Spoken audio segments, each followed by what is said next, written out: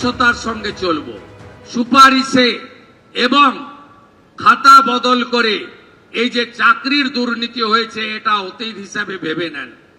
আমাদের আগামী দিনে যারা চাকরির পরীক্ষায় বসবেন তারা কত নাম্বার লিখলেন তার কপিও বাড়িতে নিয়ে আসতে পারবেন, ওএমআর এর কার্বন কপি।